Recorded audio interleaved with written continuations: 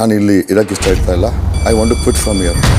ನಮಸ್ಕಾರ ಸ್ನೇಹಿತರೆ, ಎಲ್ಲರೂ ಹೇಗಿದ್ದೀರಾ? ಬಿಗ್ ಬಾಸ್ ಕನ್ನಡ ಸೀಸನ್ 11 ಶುರುವಾಗಿ 3 ದಿನ ಕಳೆದಿದ್ದು ಈ 3 ದಿನ ಕೂಡ ಬರೀ ಜಗಳಗಳೇ ನಡೀತಾ ಇದೆ. ಅದರಲ್ಲೂ ಬುಧವಾರ ಮನೆ ರಣರಂಗವಾಗಿತ್ತು. ಲಾಯರ್ ಜಗದೀಶ್ ಇಡೀ ಮನೆಯನ್ನು ಹೆದರು ಹಾಕೊಂಡಿದ್ದು ಒಂದಲ್ಲ ಒಂದು ವಿಚಾರಕ್ಕೆ ಪ್ರತಿಯೊಬ್ಬರ ಬಳಿ ಕುಂತಲ್ಲಿ ನಿಂತಲ್ಲಿ ಜಗಳವಾಡ್ತಾನೆ ಇದ್ದಾರೆ. ಜಗದೀಶ್ ರವರ ಜಗಳ ಇಂದು ಕೂಡ ಮುಂದುವರೆದಂತೆ ಕಾಣ್ತಾ ಇದೆ. ಕಲರ್ಸ್ ಕನ್ನಡದ 4 ದಿನದ ಪ್ರೋಮೋ ಬಿಟ್ಟಿದ್ದು ಅದರಲ್ಲಿ ಲಾಯರ್ ಜಗದೀಶ್ ರವರು ಬಿಗ್ ಬಾಸ್ಗೆ ಧಮಕಿ ಹಾಕಿದ್ದಾರೆ.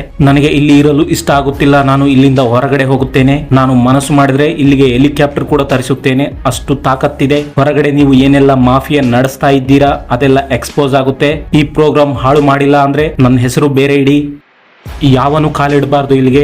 ಬಿಗ್ ಬಾಸ್ ನಿಮ್ಮನ್ನು ಎಕ್ಸ್ಪೋಸ್ ಮಾಡುತ್ತೇನೆ, ನಮ್ಮನ್ನು ಎದುರು ಹಾಕೊಂಡು ಕರ್ನಾಟಕದಲ್ಲಿ ಬಿಗ್ ಬಾಸ್ ಓಡಿಸ್ತೀರಾ ಎಂದು ಜಗದೀಶ್ ರವರು ಆಡಿರುವ ಮಾತುಗಳು ಪ್ರೋಮೋದಲ್ಲಿದೆ.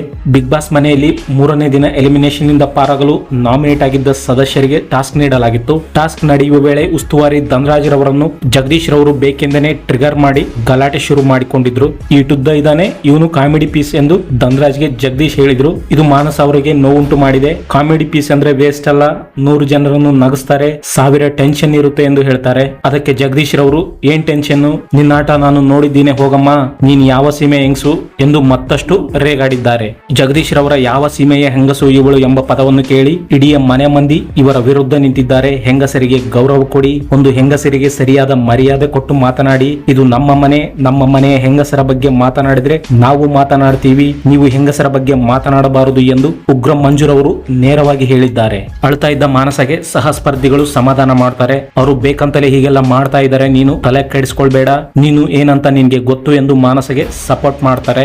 ಈ ಬಾರಿಯ ನಾಮಿನೇಷನ್ ಇಂದ ಉಗ್ರ ಮಂಜು ಸೇಫ್ ಆಗಿದ್ದಾರೆ. ಚೈತ್ರ ಕುಂದಾಪುರ್, ಭವ್ಯ ಗೌಡ, ಹಂಸ, ಗೌತಮಿ ಜಾಧವ್, ಲಾಯರ್ ಜಗದೀಶ್, ಮಾನಸ, ಮೋಕ್ಷಿತಾ ಪೈ, ಶಿಶಿರ್, ಯಮುನಾ ಶ್ರೀನಿಧಿ ಈ 9 ಮಂದಿಯಲ್ಲಿ ಈ ಬಾರಿ ಮನೆಯಿಂದ ಹೊರ ಹೋಗುವವರು ಯಾರು ಎನ್ನುವುದು ಶೀಘ್ರದಲ್ಲಿಯೇ ತಿಳಿಯಲಿದೆ.